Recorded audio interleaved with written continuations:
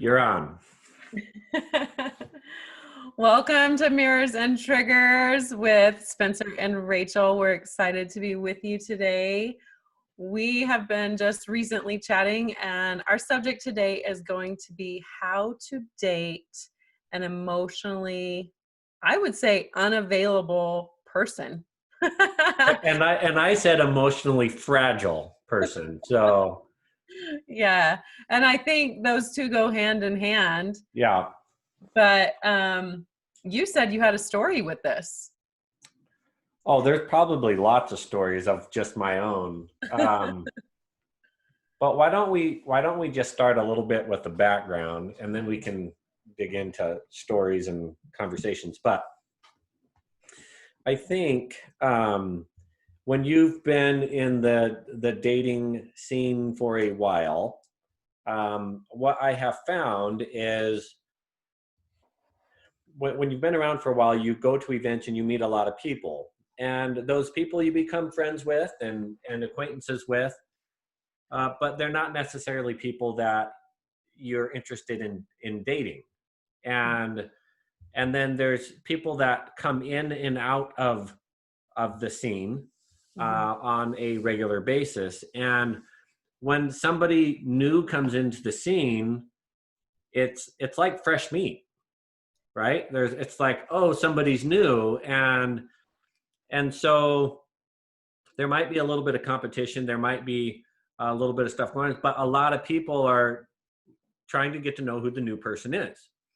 And so if somebody comes into the scene that you might be interested in, generally speaking, they're not in the best place emotionally. Mm-hmm. And so you have to kind of work with that. And how do you go about interacting with somebody that has just recently entered the scene, who may or may not have done some work, who may or may not be in a great spot emotionally. And even if they did work in the past, even after a relationship ends, whether they got divorced or whether they were in a committed relationship for a period of time, there's this time of healing that is needed. Mm-hmm. And so the question is, how do you go about interacting with individuals like that? And I'll let you go. Tell me your thoughts on that. I can see the brain just turning there, the wheels. Working. Um, I think I have been this person for a very long time. I have an extended situation in my life from the person I married and then divorced and now share children with 50% of the time. We have a difficult relationship, even post divorce. It is super, super difficult. We're going to be working on 5 years this year, and it is still toxic.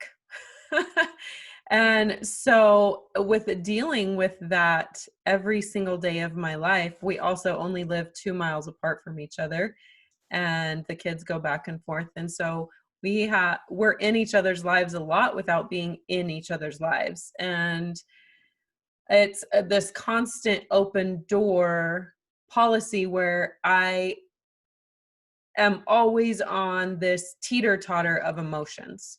So when I started to date, I was that sensitive person. I was that unavailable but available person. And that's why ultimately I decided not to date, is because I would get in, not even into a relationship. I would go out with men, and it was very apparent to me, recognizing this in myself, that this is not something I was ready to do.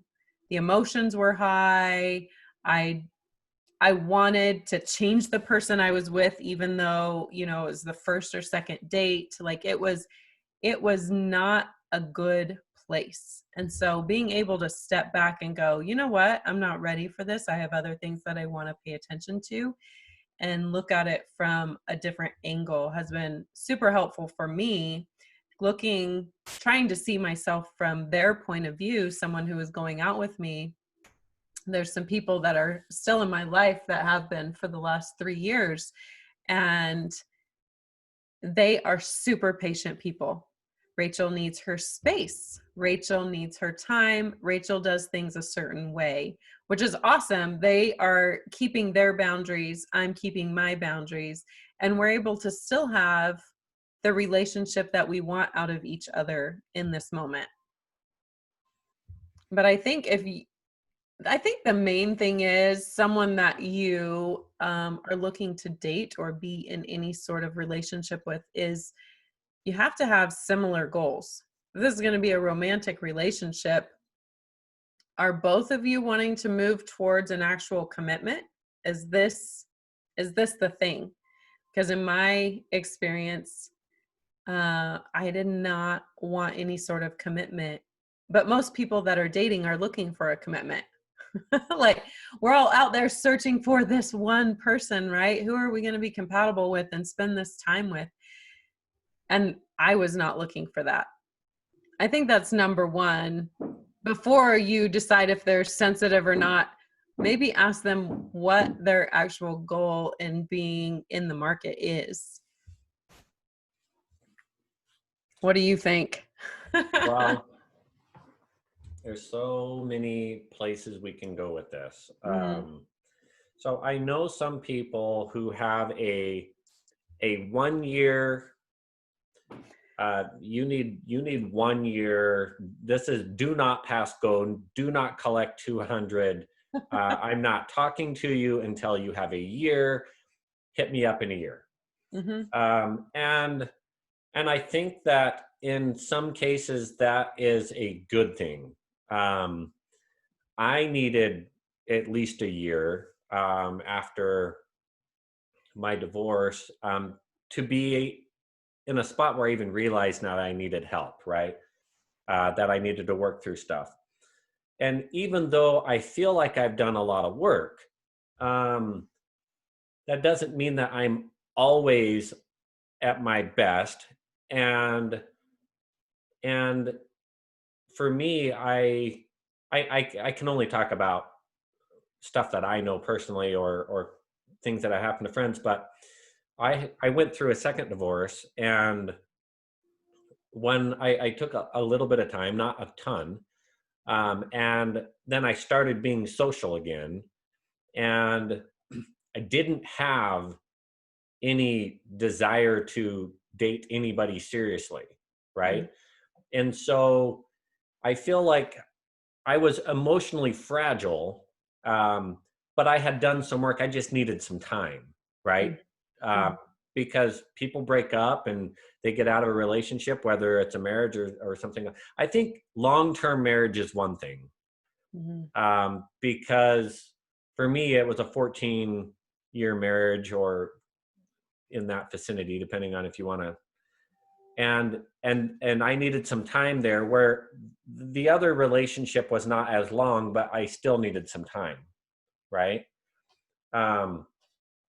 And so when you meet somebody like that, there's individuals that come into your life where you say, I'm interested in that person, but I don't know if I'm interested in them now because they need some time. Right. So how do you balance that in being interested but not in a hurry? And I think all relationships really should be, I'm interested but not in a hurry, because when you're in a hurry, it's actually generally an indication that something needs some work. And I've done that many times. Lessons learned. It's okay. So what I wanted to do is I wanted to kind of talk through what has worked and not worked for me and for other people. And we talked about this before, but when somebody is rushing into something, rushing to try to define what this is, generally speaking, it's a big red flag that says, I'm not confident that you think that I'm going to be enough. And so I'm trying to take you off the market so that you don't meet anybody else. So I win by default more Mhm. than win because I'm the best person, Right. right? Which I've done many times. Um, The question is it a race? Is there a competition that's going on that none of us know about? you know what? I mean, I got married the first time in 4.5 months. I beat that record the second time Yes, you in did. just under 3. Neither of them worked. So I maybe it's not a race. It should be a race. And no matter what your belief system is, your religion, your race, your culture, whatever, you need to be comfortable with what you're doing, not because this is what you do or this is expected of me, because this is what feels good to me and to us as a couple. Good gravy. Giving into some of those things has gotten a lot of us in trouble. I dated somebody in the past, or hung out with somebody in the past. I'm not going to say that I dated them, but I hung out with somebody in the past who I was interested in dating. Hmm. And this person had recently gotten out of a committed relationship, a pretty serious one, and I was in this spot where I wanted to move forward, and that person wasn't. And then I went about that totally wrong, and I can only see it from the other person's perspective once I was in that position myself. But what I did, and this is what a lot of people do, Hmm. is you try to push. You you you don't you get too serious. Hmm. Some people will love bomb them, right? I'm gonna love you so much that you're gonna fall in love with me, and that pushes people away. Hmm. And I remember one time, because I'm trying to express all this stuff, and one time this individual said, and I remember they said, Spencer, I deal with heavy all day long at work. And when we talk, what I don't need is more heavy conversations. Let's just have fun, right? Right. And so what I wrote down is things that have worked for me, is being in a spot where you don't have expectations, Hmm. right? You don't have expectations of anything else except for spending time with a friend and focusing on being a friend and just having fun, right? Um, so that's my thought. I'm going to let you add anything here before I add another thought there. Yeah, interesting that you just said expectations. That's my overall belief, especially as a life coach and the trainer in me, is you need expectations only of yourself, giving yourself grace within that, but keeping the expectations to your own actions, your own words, knowing what you're doing, having no expectations of other people.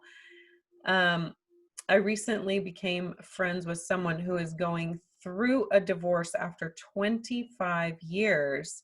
And in talking to this individual and trying to understand where the marriage went and where did it start and what happened in between, they expressed the fact that they just got married. Like, getting married was the next step. They hung out, they were always with friends. Everybody else was getting married. They got married. Everybody's doing it. Everybody's doing it. They weren't of a certain religious culture or anything. It was just like, well, this is the next step. We dated through college. We hung out. We don't fight. Let's just get married. When you said expectations, it triggered my mind to remember having that conversation. And I thought to myself, as I was having that conversation, like, who does that? Maybe we all do that. Are we in this place? I mean, they dated like 4 years. Are we in this place of complacency, or our conditioning, or just this it seems harder to go backwards than it does to just move forward with this person? What are we thinking in our young years, in our 20s, to move forward like we do, and then later decide we've discovered ourselves? And that's honestly when all the emotion comes out. So here we are talking about um, dating someone in this emotionally unavailable or sensitive place. I think if we just really deep dive into ourselves, we would understand we're all somewhat unavailable or sensitive, and we need to be sensitive to others. I feel like there's almost this dichotomy, this thing around not understanding the human condition, right? Like we're in this bubble on we're in this planet moving so fast. Everything's going all different directions. And like you said, you've been in this place in a hurry, hurry, hurry, hurry, hurry. Let me define us. And really it comes down to, do we need definition at all? Or do we? Do we need an expectation at all of ourselves only? Do we need an expectation of a relationship? This person that I was talking to, 25 years, a couple kids, great career, acquired all the things, and now is completely splitting everything up and starting all over again. I mean, you and I have been in that place, and it really has my head turning on this topic of expectations. And I think that is the biggest part of if you choose to date or not to date someone in that place, is what expectations do you have of that relationship? So lots of good things there. And some of this, I think we're going to dig in to another episode, our next episode. But, I worked in with an organization that dealt with recovery. And this specifically was substance abuse. But the thing that comes to mind as we talk about that is the Serenity Prayer. And the Serenity Prayer. Sorry, I got noises popping up here that I need to get rid of. But the Serenity Prayer says, God, or your higher power, whatever that is, grant me the serenity to accept the things I cannot change, courage to change the things that I can, and the wisdom to know the difference. And the reason that popped into my head is because you can't change their expectations. Mm-hmm. You can only change your own expectations. And so what happens is, when you have an expectation for the other person, you're setting yourself up for failure. Mm-hmm. Because you're giving your power to them. And whether you're happy or not happy is reliant on whether they do what you expected them to do. Mm-hmm. Right? In both of my marriages, both of my marriages were ones that I wanted to try to work them out, but the other person didn't want to. And that's not something that I personally can change. And Right. so if my happiness or my mood or everything else is based off of whether or not they choose to do that, then I've given my power to them. And so in the same vein here, if you go into spending time with somebody other than just getting to know them, but with an expectation that it's going to lead to this and then to this and then to this, and it doesn't happen, you are then giving your power to them instead of figuring out what is it that I want. Right. And it could be I want to get to know this person better, and see what happens. But it's not an expectation that this is going to happen. Um, and so then you know what your boundaries are. And if that person doesn't get there at the same time that you are, then that's fine.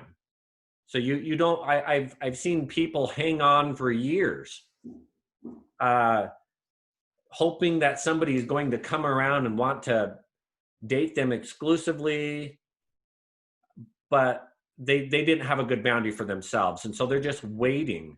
I'm waiting for them to propose. I'm waiting for them to do whatever it is, and they've put their life on hold, right? And I don't think that is a great place to be. No. What are your thoughts on that? I agree with you. It is coming down to the expectation, and you really have to know what you want. And that's why I said in the beginning, you you have to ask the right question to begin with. Not, did you just get out of a relationship? Are you sensitive? Are you unavailable? It's, what do you actually want? And have you actually explored that for yourself? What is the goal here? Because if you're moving towards a relationship, all of your actions say you're moving towards a relationship, but that's not what you actually want. That makes you unavailable. There are a lot of people that will do that.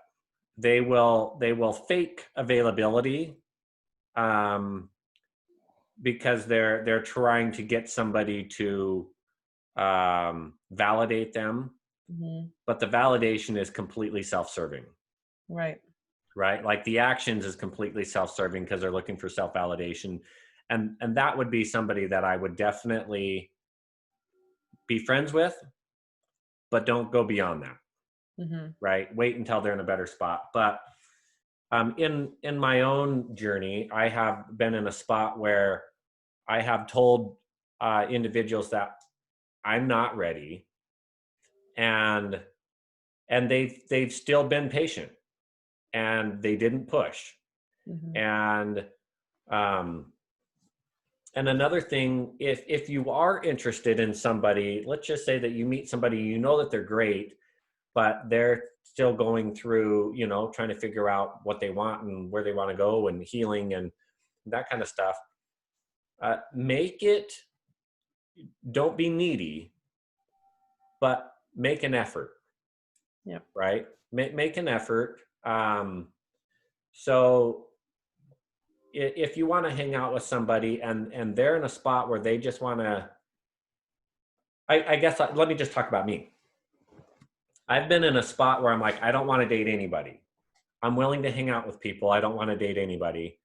And then you meet you meet some great people. I've met some great people, but every once in a while, one person will go out of their way to spend time with you. You know, um, like I'd rather just stay home and just like have a quiet night. But if somebody's like, hey, let's go do this, and they meet me somewhere Hmm. that's halfway or close, or they say, hey, we can go do something fun, and I didn't have to over plan it, or I wouldn't have never done it, right? um, and so that made it easier for me to hang out with that person. And then the more I hung out with that person, the more I started saying, hey, this person's really great, and I like hanging out with this person, and I can spend more time with this person. And slowly you start to get to the point where you're like, hey, this is really good, right? But you can only get there if the other person's not pushing you to get there, and Right. the other person's not trying to say, are we dating? Is that what we're doing? Because if you want to try to define it, then I'm like, yeah, now I'm going to be hesitant about it. But if we can just hang out and have fun and not try to define what it is, that's going to be, for me, it's been helpful. I think boundaries and expectations are the bottom line here, right? Like you have your own expectations and you keep your own boundaries, not pushing them on anyone else or your expectations on anyone else. I think that's the magic key. I think it's possible to date anyone. They're cute, you have a connection with them, you want to move forward. It's possible to do it no matter what state each one of you is in, if you keep your expectations and boundaries in check. If that's something you want to put energy into. So here's the other thing that I think this is a really defining factor for both people in this: space. You have to give somebody their space. Mm-hmm. And if you can't give them space and you're getting all anxious about it, that's a reflection that you have something you need to work on. Right. Right? Why are you anxious? Are you nervous that they might not be interested in you anymore? Are you nervous? Are you right? Like, and why are you nervous? What are those things in your life that's starting to cause that? Right. And then from the other person's standpoint, if I need space, because look, moving forward is not easy, and you have to like gradually do it. And if somebody's not willing to give me space and they're cringing upon my personal space bubble gets bigger and smaller. I'll spend time with somebody for a while and I'll enjoy spending time with them for a while. And then at a certain point, you're like, okay, now I need my space. So my bubble kind of went like this for a little bit. And now I need to put that bubble back out there. And if you can't respect that bubble because the bubble's not always going to be super close to you, right? And so after a certain amount of time, you're like, okay, I need to get my bubble bigger. And if you can't respect that space, it will push me away, because it's almost like two magnets. And these two magnets, when you turn them, they attract to each other. Mm-hmm. Then if you flip them over, they push themselves away from each other. And if the other magnet gets closer, it will just push the other person away. And if you push too close, it will create so much momentum that it will push that magnet a long ways away. Mm-hmm. And that's what happens if you can't give somebody space when they need it. Mm-hmm. And then if you've given them enough space, then they'll flip the proverbial magnet back over, and then you'll be able to connect again. Mm-hmm. Right? That's the importance of space. What are your thoughts on that? Yeah, I think you're dead right. I think being self-aware more than anything else, self-aware of where you are, keeping your boundaries, expectations, giving the other person space, giving yourself space to heal. And it goes back to really being a mirror. Every single person, right, is going to show you something, some sort of mirrored image or the reverse image of you, something that you could learn about yourself. If you're open to that and have all of your check marks, your boundaries, and your expectations, and ready to give space, then I think you're ready to be out there. I personally don't want any part of that, but I respect those who go after it and open up their heart and give so freely, because I'm like, dang, Gina, I'm just, I got other things to put my energy into. So here's where I think there are some people that want to be in a relationship, and there are other people that are like, Mhm. But there's also a lot of people that are like, I'm okay either way. Like, I'm open to it. I'm not opposed to it, but I'm not looking for it. Right. And it's those people that are the ones that, if you do it right, you give space, you put a little bit of effort, but you don't have the expectations. Those are the ones that will gradually get closer and closer. And I have seen people in the past where we were in the same friend group, and I've seen these individuals start to be closer and closer to each other, and then you're like, oh wait, you two are dating, and they had been kind of dating for a while, but nobody really knew. It just Mhm. gradually got there, and those are the ones that seem like they had a relationship that was built not on just the physical, but Right. it was built off of a combination of many activities that were um, helping you build the emotional side and the friendship side and the trust side, and then they added the physical, and I think those are the relationships that tend to last longer. The ones that start really fast and strong, they tend to end really fast and strong too, if they get there, right? Like, Right. easy come, easy go. um Yeah. Physicality is not what you should be looking for. Yes, be attracted to them, but dang. even if you're attracted to them for other reasons, because I can attest to this in my own life as well. Even if you're attracted to them for lots of other reasons, Mhm. if you don't build it right, it Mhm. will still fall apart. Yep.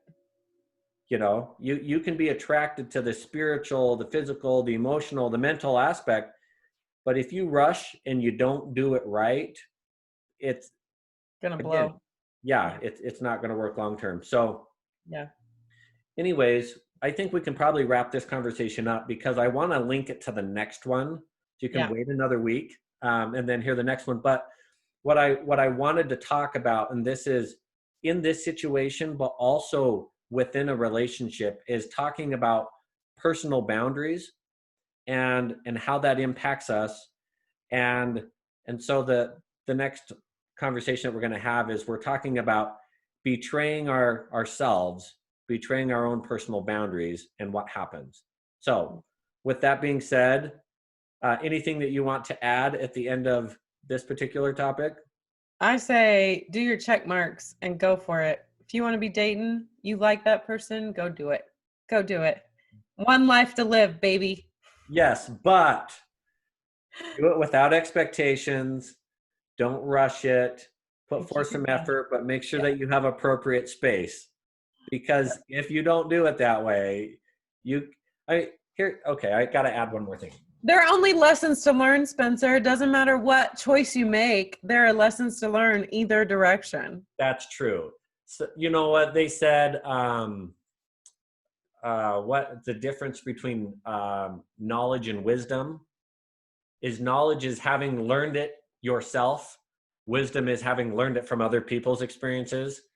So I've gained a lot of knowledge, but I'm probably not humble enough to have the wisdom to have learned from other people. So take it from somebody who's done it wrong many, many times. Um, that when somebody gets out of a relationship and they're fragile, it's you have to be really careful. Take Um, it slow. yeah, you have to be careful, because the last thing that you want to do is rush into something that could be good, but Mhm. because you were so impatient that you ruin those opportunities, Mhm. right? So, all right. With that being said, mirrors and triggers. If you have any comments for us, you can put them here, or you can send us an email, mirrorsandtriggers@gmail.com, and we will talk to you soon.